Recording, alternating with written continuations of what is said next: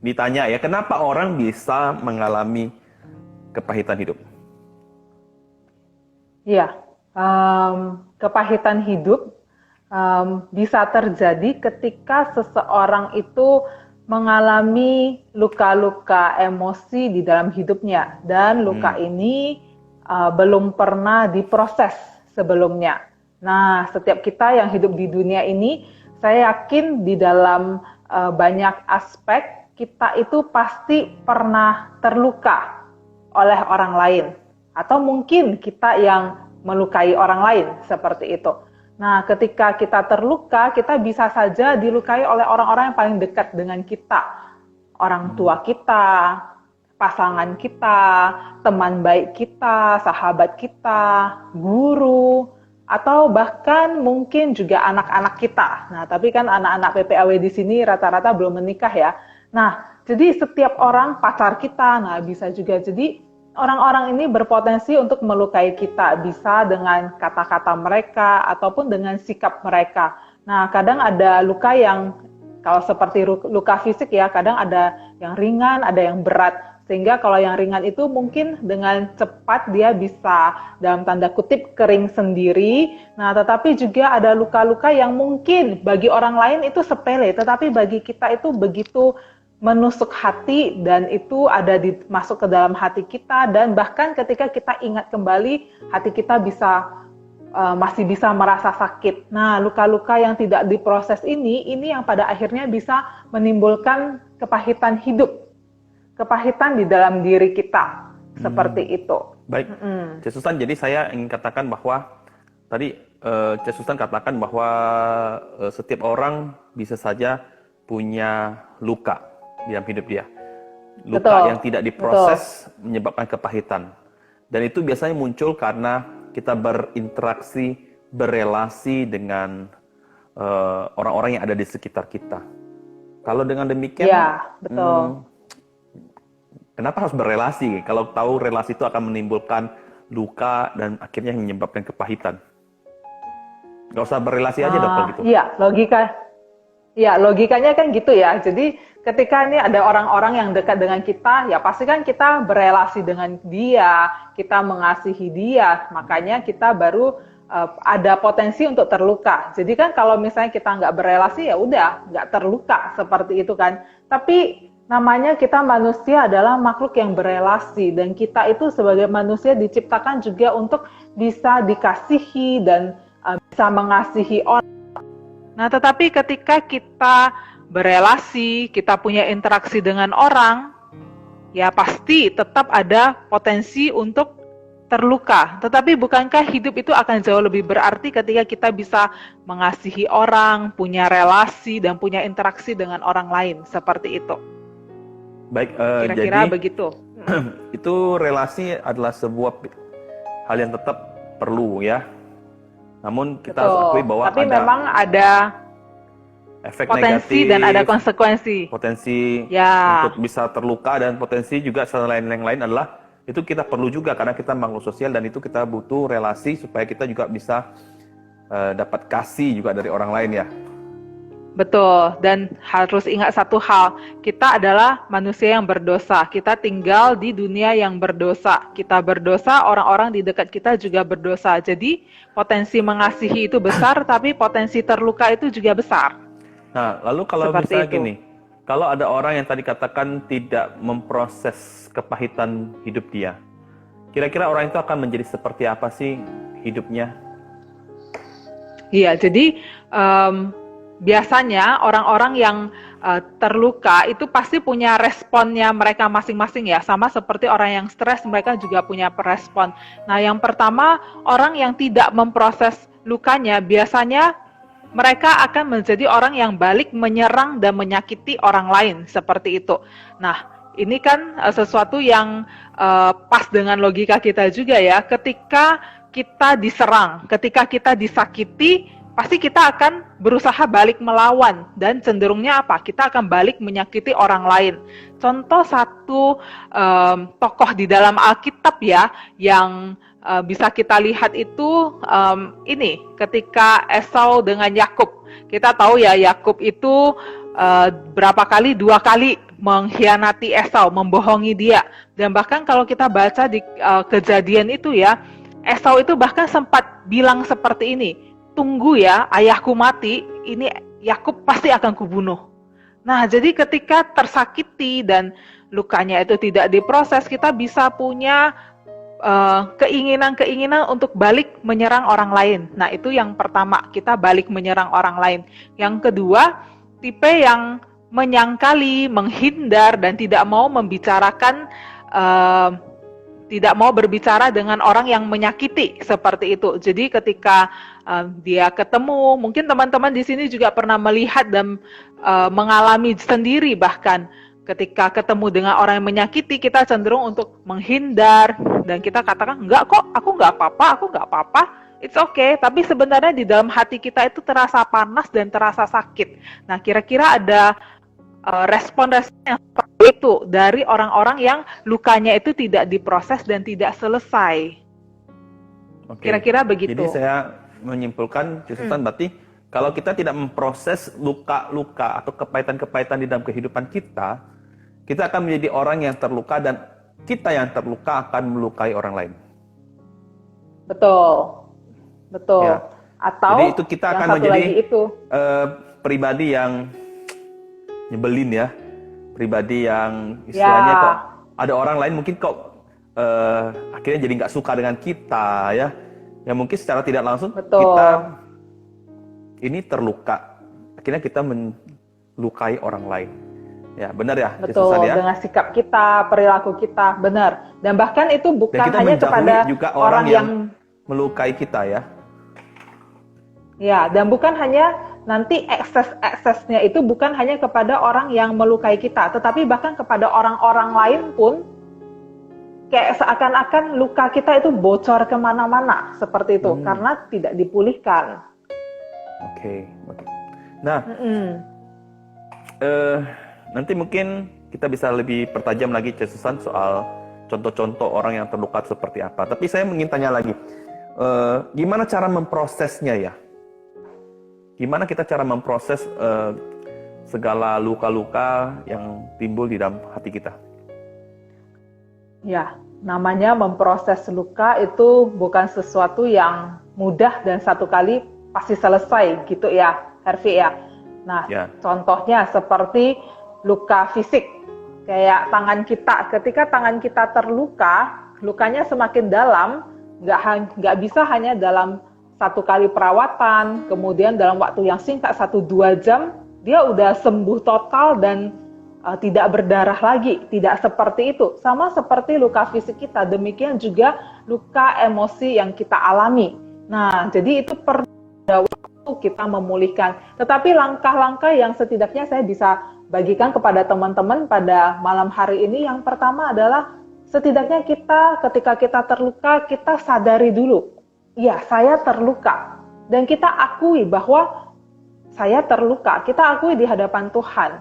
Tuhan itu, dia mau mendengar segala keluh kesah kita. Saya percaya bahwa Tuhan itu tidak hanya sekedar mau kita datang dengan hal-hal yang baik. Tapi dia mau tahu segala sesuatu yang terjadi di dalam hidup kita.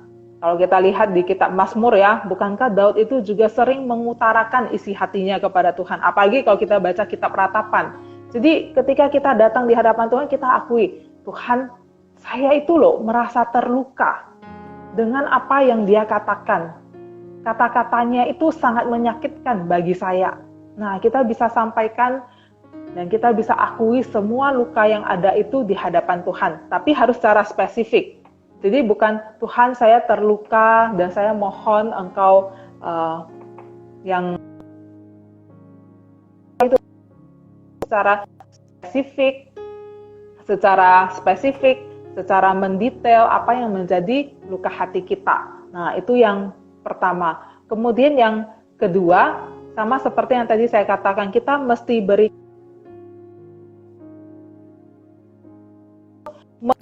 Susan, boleh diulangi karena tadi macam. Yang mana? Yang kedua ya?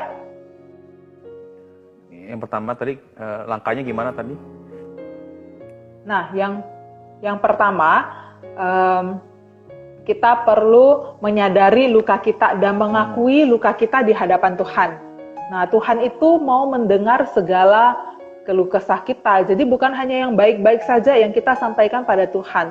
Contohnya kita bisa lihat ya, di kitab Mazmur bagaimana Daud itu berani mengungkapkan segala kesesakannya, pergumulannya kepada dalam kitab Ratapan seperti itu. Jadi kita datang kepada Tuhan, kita akui di hadapan Tuhan apa yang di luka kita secara spesifik.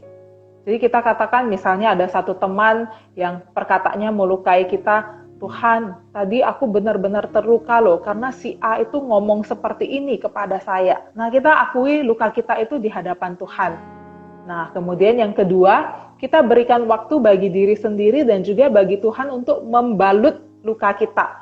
Sama seperti tadi yang saya bilang, luka itu tidak mungkin sembuh dengan sekejap seperti itu. Nah, kita perlu ada waktu yang pelan bagi Tuhan untuk kembali lagi membalut luka hati kita, kembali lagi memproses luka-luka itu sehingga luka itu akan bisa pulih dari hari ke hari seperti itu. Nah, kemudian yang ketiga, kita perlu juga punya cara pandang yang baru tentang luka dan rasa sakit.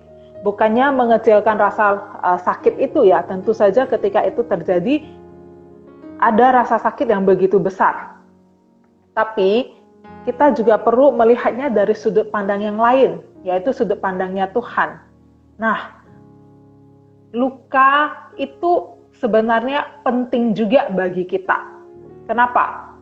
Contohnya secara fisik. Kita itu tahu rasa sakit supaya apa? Supaya kita bisa menghindari tempat-tempat yang berbahaya, supaya kita bisa menjaga diri kita. Nah, demikian juga dengan rasa sakit yang ada di dalam emosi kita, nah itu juga punya gunanya. Gunanya untuk apa? Membuat kita itu semakin bertumbuh dewasa, membuat kita itu semakin sabar, membuat kita itu semakin mengenali. Nah, hal-hal seperti itu yang bisa dikerjakan oleh rasa sakit. Saya ingat ya, Ko Harvey ya, seorang anak di Amerika yang masih bisa dengar ya? Ya, agak macet-macet. Nah, ya saya ingat ya, ada satu anak di Amerika namanya Aislinn Blocker. Nah, dia itu tidak bisa merasakan rasa sakit karena ada kelainan genetik. Nah, karena nggak bisa merasakan rasa sakit itu, akhirnya dia itu sering jatuh dan kecelakaan, tapi dia itu nggak ngerti bahwa misalnya tulangnya sudah retak, kakinya sudah patah. Kenapa? Karena dia nggak bisa merasakan rasa sakit itu. Ternyata rasa sakit itu penting. Nah, demikian juga luka-luka yang terjadi di dalam diri kita. Luka itu penting untuk pertumbuhan pribadi kita. Belajar bagaimana kita akhirnya belajar mengampuni, bagaimana pada akhirnya kita belajar lebih bersabar. Ya, jadi yang pertama adalah kita harus akui kalau kita mengalami luka. Yang kedua, kita harus membiarkan Tuhan yang membalut luka kita. Yang ketiga, kita juga melihat perspektif lain dari luka, yang dimana luka itu ternyata ada gunanya supaya kita dapat terhindar dari hal-hal yang mungkin bisa lebih buruk lagi dalam kehidupan kita. Mungkin teman-teman mau bertanya, ya, benar ya, Susan, kita langsung Q&A atau Susan mau sampaikan sesuatu lagi? Boleh silakan. Jadi supaya kita bisa interaksi lebih mendalam. Ya. Nah, Susan boleh sampaikan enggak? Biasanya bagaimana sih kita tahu kalau kita ini terluka? Nah, biasanya belum tentu setiap orang itu tahu dia itu terluka, apalagi kalau misalnya itu luka yang sudah terendap lama, seperti itu ya. Tetapi ketika misalnya dari teman-teman dia selalu merasa, misalnya saya, loh kok kamu sangat sensitif, terus banyak overreaction terhadap sesuatu yang sebenarnya tidak perlu overreaction seperti itu. Nah, itu tanda-tanda kita terluka. Atau misalnya sebenarnya kita itu sering marah dan kita itu pemarah. Dikit-dikit marah, dikit-dikit kayaknya cepat sekali tersulut amarahnya. Nah, itu salah satu tanda yang sangat umum ya, kemungkinan besar bahwa ya kita itu punya luka seperti itu. Hanya saja kan itu memori kita kan dipendam, kemudian kan banyak hal yang datang lagi, peristiwa-peristiwa hidup. Jadi luka-luka itu seakan-akan dilupakan seperti itu. Tapi sebenarnya itu masih ada. Baik, berarti overreaction yang pertama ada rasa kemarahan. Betul. Ya. Ada lagi, Susan, misalnya saya pernah dengar juga salah satunya adalah keminderan. Orang itu menjadi minder. Itu juga sebenarnya ada luka, cuma mungkin dia nggak sadar kalau dia terluka. Makanya kenapa dia seperti orang yang pemalu, tidak percaya diri, selalu mengasihani diri sendiri. Itu juga salah satu orang-orang yang punya ciri terluka ya, benar ya? Betul, dan saya juga pernah dengar ya bahwa orang-orang yang luka-luka emosinya itu semakin bertumpuk, dan semakin bertumpuk, itu bisa membuat seseorang menjadi lebih cemas, lebih mudah khawatir, dan bahkan ya jika semakin parah itu bisa mengarah ke gangguan mental juga seperti itu. Jadi luka-luka emosi ini tidak boleh diremehkan. Nah, Susan, teman-teman lain boleh tanya ya. Jadi sambil kami ngobrol, teman-teman boleh ada pertanyaan, silakan di kolom komentar ya. Nah, Susan, kan apa ya? Kita tahu, misalnya kita ini punya latar belakang relasi dengan keluarga lah, dengan teman lah, kita mengalami terluka. Namun kan Susan kan katakan yang pertama harus mengakuinya. Mengakuinya Betul. tuh gimana itu ya? Apakah mengakui di depan orang yang melukai kita? Atau bagaimana itu maksudnya? Ya. Ya, jadi kalau kita mengakui di orang yang di depan kita, mungkin dia sendiri tidak siap. Dan menurut saya langkah pertama, jika memang orang yang melukai kita ya, itu adalah orang yang cukup dewasa untuk menerima. Oke, kita mengakui. Tetapi justru bagi saya yang paling penting kita mengaku lebih dahulu di hadapan Tuhan bahwa kita itu terluka. Kadangkala sulit bagi kita juga untuk bisa menerima kalau kita itu terluka. Kadang orang-orang punya harga diri, harga diri, gengsi yang terlalu tinggi untuk mengakui bahwa ya dia terluka seperti itu. Jadi kalau misalnya orang yang melukai itu memang cukup dewasa untuk terima, silahkan akui. Saya loh sebenarnya merasa terluka. Nah, tapi jika orang-orang yang melukai kita, misalnya sudah ada di masa lalu, kita nggak pernah ketemu, atau mungkin orangnya kurang dewasa, mari kita akui itu di hadapan Tuhan. Oh, apakah cukup mengakui di hadapan Tuhan? Atau gimana, Susan? Kan apakah cukup seringkali kan gini loh ya, luka itu kan bermacam-macam ya. Setahu saya, Susan, kan luka itu ada macam-macam namanya. Luka karena penolakan, luka karena dibully, luka karena diremehkan ya. Tapi kan kita nggak tahu, apakah kita bisa semudah itu mengetahui bahwa kita ini terluka dengan terluka di bagian yang mana itu.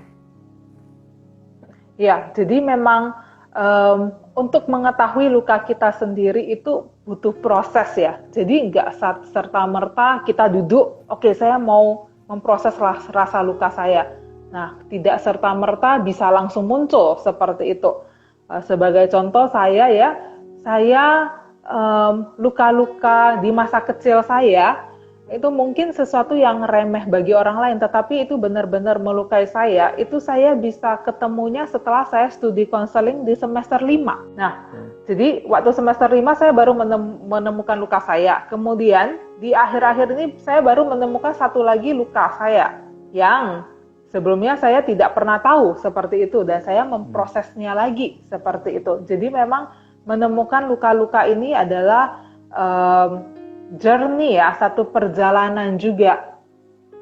Nah, harapannya ketika kita mengakui di hadapan Tuhan, nah Tuhan dengan Roh Kudusnya, dia membukakan lembar demi lembar, dia yang menunjukkan bagian mana, area mana yang perlu untuk dibersihkan dan dipulihkan, seperti itu. Makanya kita perlu datang di hadapan Tuhan. Dan ketika kita tidak tahu ya, bagian luka yang mana, kita datang di hadapan Tuhan, minta Tuhan tunjukkan. Karena di dalam Tuhan segala sesuatu itu kan transparan, benar-benar kelihatan. Dia Roh Kudus yang mengarahkan dan menunjukkan pada kita. Seperti itu kira-kira. Terus ada pertanyaan, gimana caranya relate sama perasaan sendiri? Kan untuk menyembuhkan luka, kita perlu jujur sama perasaan diri sendiri. Betul. Tapi kan, ya orang kan cenderung merasa, kamu ada masalah, I'm fine. Ya, kayak kamu perlu pergumulan deh, kayak kamu luka-luka masa lalumu. Enggak, aku baik-baik aja. Nah itu gimana ya, ada orang yang cenderung merasa baik-baik saja, ya. Mungkin juga akan Ya, apakah itu timbul karena latar belakang keluarga yang tidak terbiasa mengungkapkan perasaan. Apakah itu karena itu ya? betul. Nah, jadi kita terutama orang-orang timur ya, orang-orang Asia itu tidak terbiasa untuk mengungkapkan perasaan. Nah, yang kita sering tonjolkan itu hanya perasaan yang positif, sedangkan perasaan negatif itu harus ditekan. Nggak boleh sedih, nggak boleh marah, nggak boleh merasa kecewa, harus senantiasa senyum, senang, gembira, seperti itu. Nah, jadi salah satu cara ketika kita mau merelate dengan perasaan diri sendiri, kita boleh ambil waktu sejenak ya. Jadi ini bagian dari self-reflection juga. Jadi kita refleksi dengan diri sendiri, kita duduk dan kita benar-benar bertanya pada diri sendiri. Susan, kamu benar-benar baik-baik saja kah? Dan biarkan dirimu sendiri yang berbicara, seperti itu. Kadang kan kita terlalu banyak penyangkalan-penyangkalan ya, terlalu banyak distraksi di dalam pikiran kita yang seakan-akan mengatakan harus baik-baik saja, harus selalu bersukacita, harus selalu fine. Nah, tapi kan sebenarnya kita tidak seperti itu. Kemudian yang kedua, salah satu cara yang bisa dilakukan adalah kita bisa tanya kepada diri sendiri. Susan, sebenarnya kamu sekarang ini lebih banyak merasa senang, sedih, marah, kecewa. Nah, kita belajar untuk mencari tahu, menanyakan kepada diri sendiri, apa sih sebenarnya perasaanmu? Nah, kenapa kita nggak bisa relate? Karena mungkin kita nggak tahu juga bahasa-bahasa perasaan itu. Kita nggak tahu mengatakan bahwa ini marah, ini kecewa, ini kesal, ini jengkel, ini jijik, seperti itu. Nah, kita setidaknya bisa mulai dari itu ya, merasa sedih, marah, takut, atau kecewa. Nah, kita bisa mulai bertanya. Atau yang ketiga, kita bisa mulai dengan merefleksikan apa yang terjadi di dalam kehidupan kita satu hari itu. Misalnya dalam satu hari itu, misalnya kita ketemu dengan teman di kantor. Nah, kita boleh duduk ambil waktu lagi setelah satu hari selesai ya. Ya, tadi ketemu dengan teman di kantor, sebenarnya aku merasa apa ya? Mungkin di satu sisi kita merasa senang, tapi di sisi lain kita merasa mungkin saya sedikit cemburu dan iri dengan dia. Nah, itu semua perasaan-perasaan yang harus diakui seperti itu. Kira-kira kurang lebih itu caranya kita ya untuk bisa relate. Baik, berarti cara relate adalah kita sadar, bertanya pada diri sendiri ya. Betul. Tapi jadi memang benar-benar perlu. Ada pertanyaan saya, Susan ya. Kan kalau kita relate dengan diri sendiri, aku marah, aku kesel. Nah, itu bagaimana langkah selanjutnya? Apakah harus ditunjukkan? Misalnya aku marah, apakah aku harus marah-marah? Terus apakah, kan kayak gini loh, mungkin kenapa orang bilang I'm fine, baik-baik saja. Kenapa? Ketika dia berkata aku marah, aku sedih. Mungkin dia marah, mungkin dia sedih, nangis.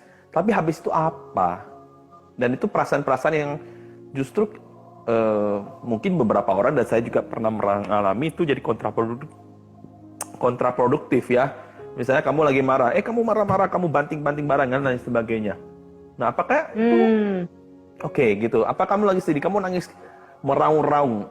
Tapi setelah itu apa? Nah, ini yang mungkin Ya. akhirnya orang berkata, ya, aku takut mengalami perasaan-perasaan seperti itu. Ya udah, I'm fine. Ya, jadi kembali lagi, ketika kita merasakan perasaan marah, apakah kita harus marah dengan cara yang tidak tepat?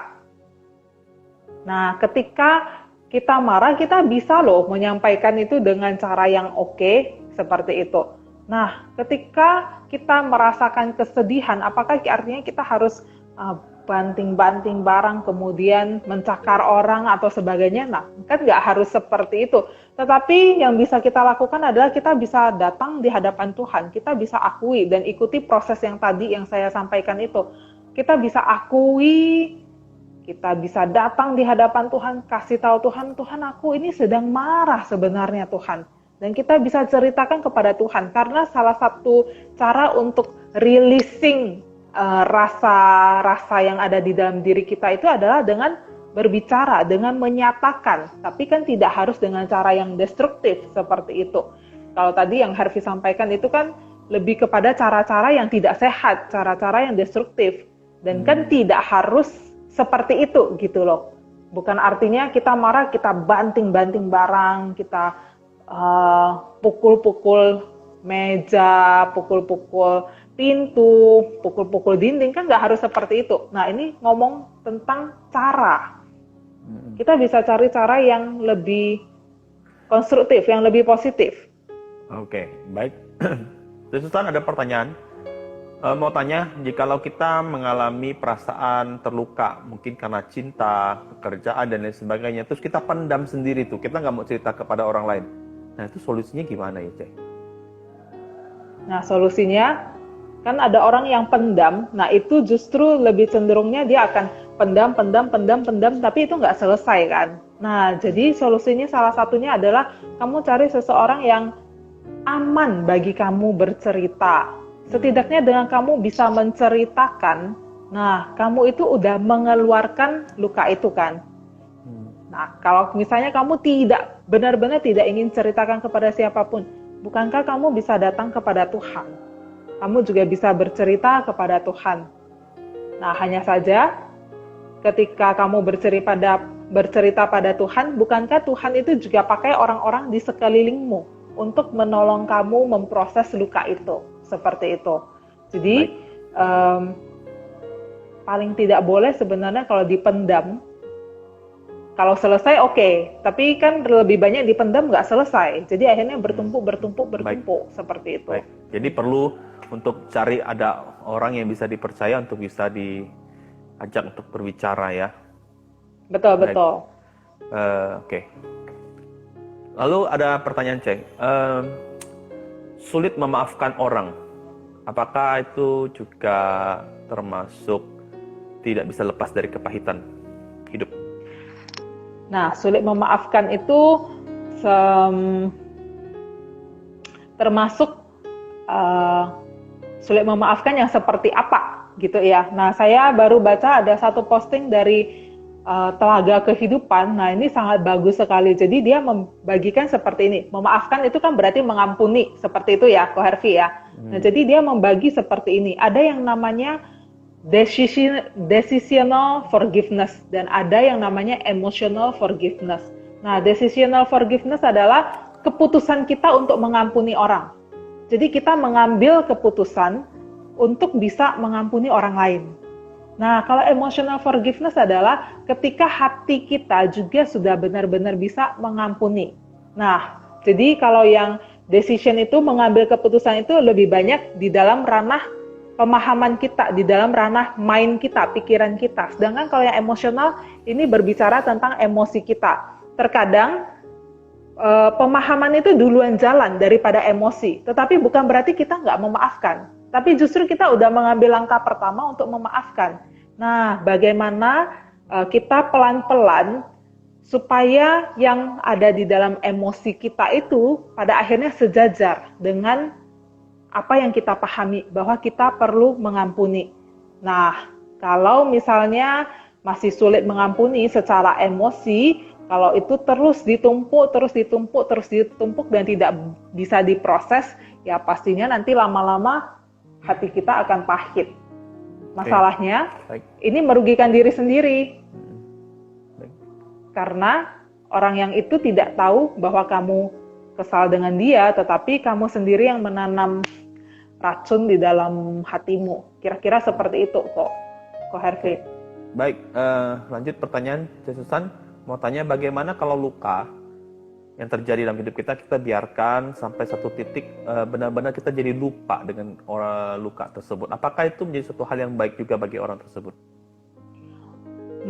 Sebenarnya kita tidak pernah lupa ya dengan luka itu. Hanya saja dia terkubur jadi seakan-akan lupa. Padahal sebenarnya itu tetap ada. Dan luka yang tidak diproses itu, apalagi memang luka yang dalam, itu pasti ada eksesnya. Pasti ada konsekuensi-konsekuensi yang muncul bersamaan dengan itu. Seperti yang tadi saya bilang, mungkin orangnya jadi mudah tersinggung, sensitif, dan pemarah, sangat pemarah, sedikit-sedikit marah. Nah, itu tanda-tanda adanya luka. Apakah itu jadi hal yang baik bagi orang tersebut?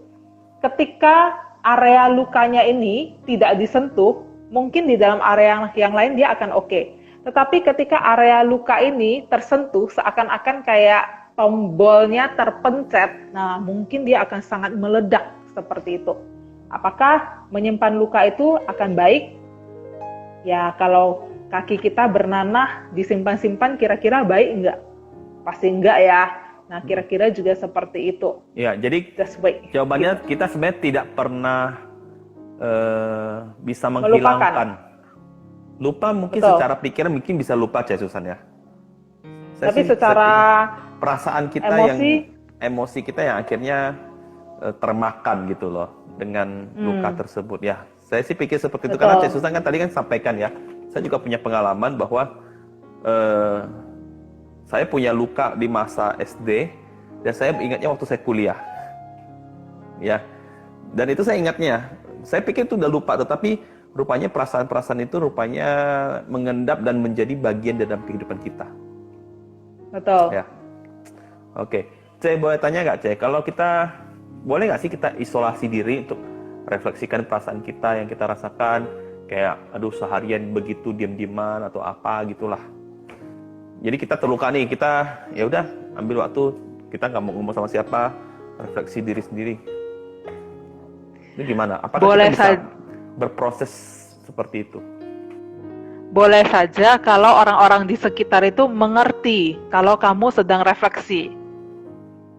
Nah, tapi ini akan jadi bukan berbahaya ya, tapi akan jadi kontraproduktif ketika isolasi dirimu dianggap misalnya mengabaikan orang lain seperti itu. Loh, kok kenapa tiba-tiba Stephanie diem, nggak mau bicara? Apa saya salah? Nah, misalnya contohnya itu bagi teman-teman. Nah, tapi ketika Stephanie mau mengisolasi diri, mungkin bisa kasih tahu, iya sih, saya sedang punya masalah dan saya pengen sendiri dan berharap orang-orang di sekitar mengerti. Nah, bagi saya itu it's okay. Yang penting mereka tahu bahwa kamu isolasi diri itu untuk refleksi dan kamu tidak melakukan hal-hal yang merugikan dirimu sendiri. Gitu. Oke. Saya boleh tambahkan ya, Susan ya. Ya, silakan. Kita refleksi diri sih, saya sih setuju. Kita bisa boleh refleksi diri. Tapi masalahnya gini, kita takutnya adalah kita tidak punya kemampuan untuk bisa bagaimana mengatasi luka itu di dalam hati kita. Jadi kita refleksi, tetapi akhirnya kita memakai cara pola pikir kita dan pengalaman kita dan pengetahuan kita sendiri untuk bagaimana mengatasinya. Saya takutnya mungkin akan menimbulkan ekses-ekses yang lebih tidak baik gitu loh. Dan memang saya sih, menurut saya pribadi, Susan, apakah benar boleh dikoreksi? Saya akan lebih cenderung adalah mencari seorang konselor, ya, mencari teman berbicara, ya, untuk memberikan satu perspektif yang lain. Karena kan kalau misalnya ada luka dalam hati kita, kita mencoba untuk berpikir sendiri itu ya, kayaknya bisa sih, tapi apakah kita punya kemampuan untuk sampai di situ? Itu memang kayaknya perlu bantuan dari pihak luar untuk menolong kita. benar ya? Iya, iya, iya, benar-benar. Nah, dan memang ketika tadi dikatakan refleksi perasaan, apakah dia hanya untuk mau menemukan sebenarnya apa sih yang terjadi di dalam diri? Nah, ketika itu masih bisa dilakukan eh, sendiri dan dia bisa menemukan, it's okay. Nah, apakah artinya mengisolasi diri? Artinya ya dia diam karena dia orang yang lebih tipe introvert. Nah, it's okay juga. Tetapi yang tadi Ko Hervi sampaikan, misalnya bisa cari mentor atau konselor untuk bisa bercerita, membantu refleksi perasaannya, nah itu jauh lebih baik lagi seperti itu. Nah, tapi intinya seperti ini sih, ketika kita melakukan refleksi, kita nggak pakai pikiran kita sendiri, jadi kita benar-benar itu datang bersama dengan Tuhan, karena Tuhanlah yang paling tahu isi hati kita, dan Tuhan di dalam Kristus itu kan tidak ada yang namanya kepura-puraan, tidak ada yang namanya faking, tidak ada yang namanya penyangkalan-penyangkalan. Nah, justru ketika kita bisa proses itu di hadapan Tuhan, jangan dengan asumsi-asumsi pribadi, nanti lama-lama kan bisa bergeser kemana-mana juga seperti itu. Ya, jadi jelas terima kita kasih untuk perlu tambahannya, Ko Hervi. melibatkan Tuhan ya. Nah, tadi ada satu Betul, komentar, bukannya kalau diam tuh kan nggak menyelesaikan masalah. Mungkin yang dimaksud diam itu apa? Masalah menyelesaikan luka itu apa gitu ya? Ya, jadi ada orang yang maunya langsung ngomong, tapi ada orang yang, nah ini kembali ke kepribadian masing-masing ya. Kalau orang yang lebih introvert, nah dia itu rasanya dia nggak bisa langsung ngomong menyelesaikan seperti itu. Nah, tapi dia butuh waktu. Tetapi butuh waktu diam itu bukan berarti udah nggak diproses seperti itu. Bukan berarti diam artinya case close. Nah, bukan seperti itu. Tetapi ketika dia diam, dia berpikir, dia merenung, nah setelah itu baru selesaikan. Nah, ini kembali lagi ke tipe kepribadian masing-masing orang. Nah, kalau saya sendiri, saya juga cenderung untuk, misalnya ada sesuatu yang terjadi, saya lebih suka untuk berpikir sendiri dulu. Nah, setelah itu baru misalnya bisa ajak ngobrol. Ada orang yang butuh waktu 1 jam, 2 jam. Nah, untuk itulah perlu dikomunikasikan. Jangan sampai orang merasa kita diam karena kita marah, padahal bukan, tapi kita sedang memproses. Nah, itu yang harus disampaikan. Oke ya, tunggu sebentar ya, kayaknya saya perlu proses ini dulu, nanti kita ngobrol lagi misalnya. Jangan langsung kita hilang tanpa jejak, tanpa ngomong, nah itu kan buat orang jadi khawatir ya, kira-kira seperti itu. Baik, teman-teman silakan ada pertanyaan dengan C. Susan juga boleh. Kita lihat ya, ada satu lagi C. Susan ya. Luka. Berbicara soal luka, kan ada luka yang terjadi di masa lalu dengan luka yang mungkin hari-hari terjadi lah ya. Nah, ini beda nggak sih cara proses pemulihannya ya? Gimana ya?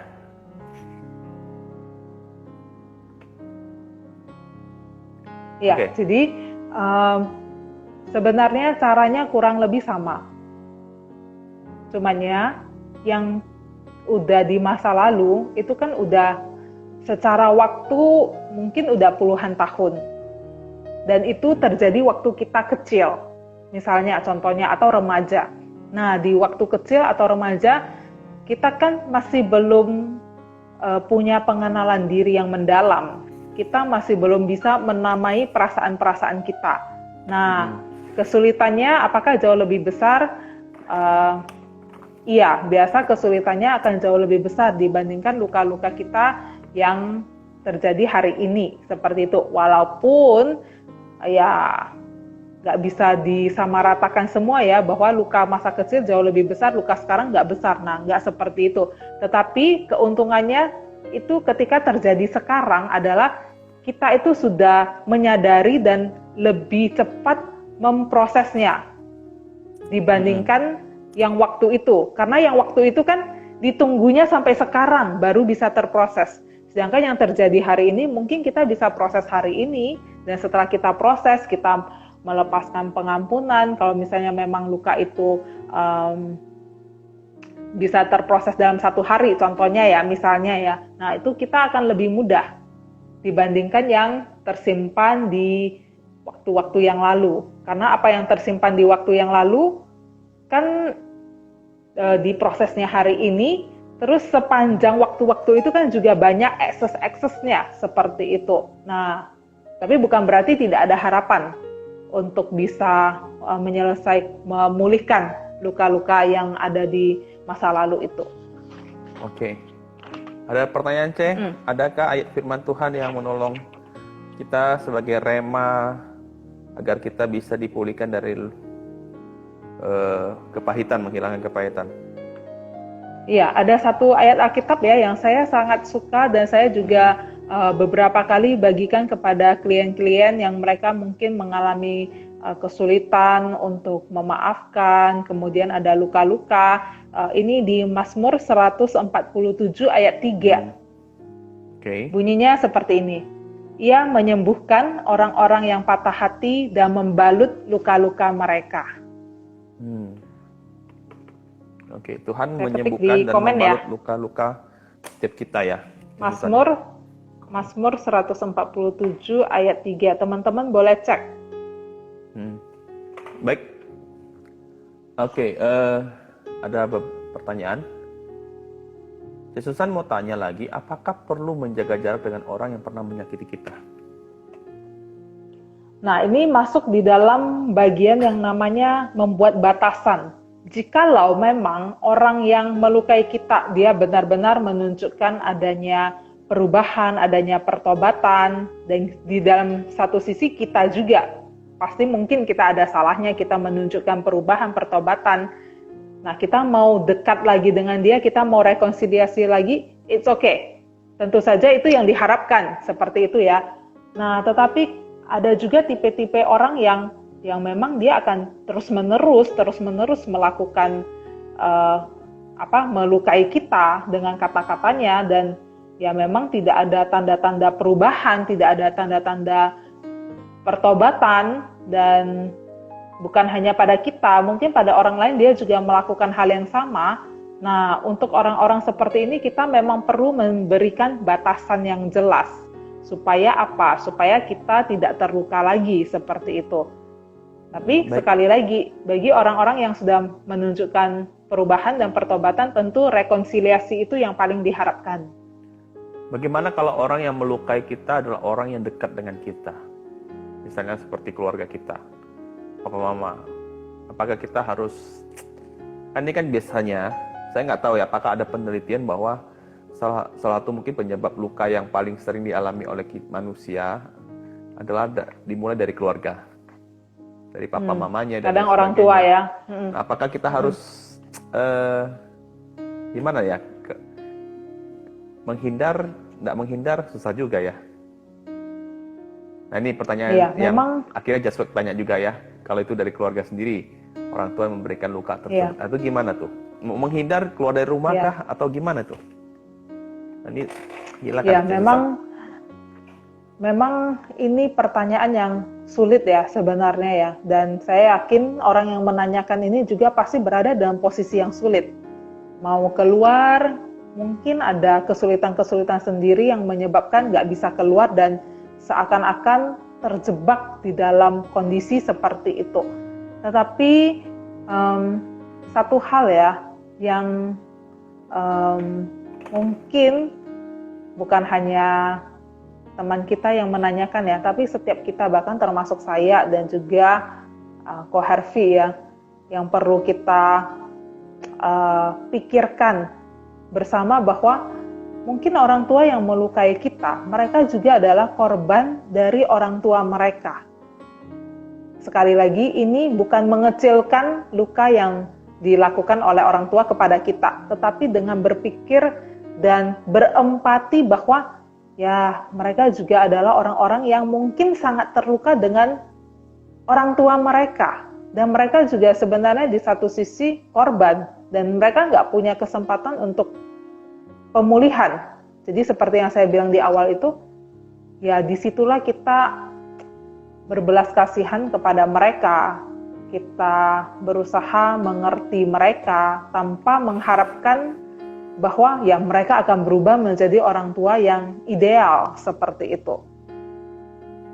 Ya. Apakah kita bisa keluar dari rumah, memulai membangun hidup kita sendiri? Kalau memang itu memungkinkan, tentu saja itu boleh dilakukan. Tetapi ketika kita seakan-akan terjebak di dalam kondisi yang seperti itu, nah saya pikir kita bisa memulai dengan berempati kepada mereka dan minta Tuhan yang menolong kita berbelas kasihan kepada keluarga kita. Seperti itu. Baik. Ya, teman-teman, silakan mungkin satu pertanyaan terakhir sebelum kita closing ya. Oke, sepertinya nggak ada ya. Susan boleh kasih closing statement dari rangkaian tema kita pada malam hari ini. Ya, teman-teman, sekali lagi kita ini bisa saja terluka dan kita juga bisa menjadi oknum yang melukai orang lain.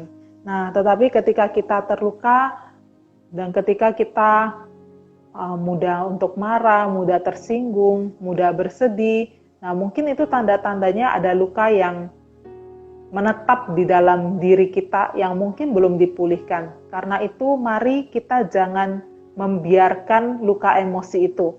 Kalau luka di fisik saja, luka di tangan saja, kita obati, demikian juga luka di hati kita. Mari sama-sama kita memulai untuk mencari pemulihan dan biarlah itu boleh menjadi satu kesadaran bagi setiap kita. Kiranya Tuhan boleh menolong. Itu aja, Ko Hervi, yang bisa saya sampaikan. Baik, teman-teman mungkin satu pengalaman sedikit ya saya tambahkan.